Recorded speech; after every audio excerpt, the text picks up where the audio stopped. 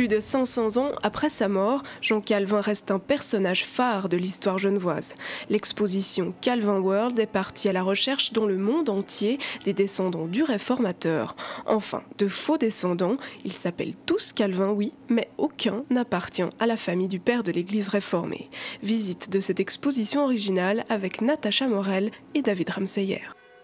Il s'appelle Calvin. Son nom à elle, c'est Calvin. Ce monsieur-là se prénomme Calvin. 40 portraits, tous le même nom. Alors qu'en 2009, Genève commémorait les 500 ans de la mort du prédicateur protestant Jean Calvin, deux Genevois ont eu l'idée de célébrer cet anniversaire de manière originale et inédite.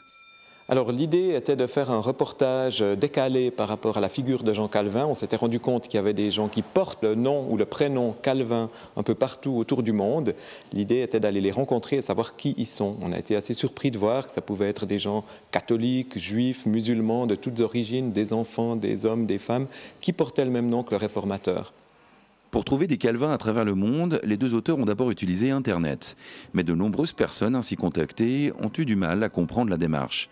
Nicolas Righetti et Pierre Grosjean ont alors dû procéder autrement. Ce qu'on a fait, c'est qu'on a demandé à des fixeurs, c'est-à-dire des gens locaux sur place qui parlaient la langue, qui avaient déjà tout un réseau et qui nous a fait tout un travail en amont pour trouver des Calvins et des Jean Calvin. Pour donner peut-être juste deux anecdotes, au Cameroun, certains nous ont pris pour une secte satanique et à Rio, certains avaient peur de venir au rendez-vous parce qu'il y a souvent des enlèvements.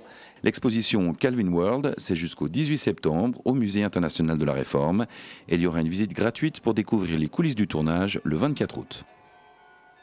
Et c'est sur ces images que se termine cette édition. Toute la rédaction de L'Aimant Bleu vous souhaite un excellent week-end. À lundi.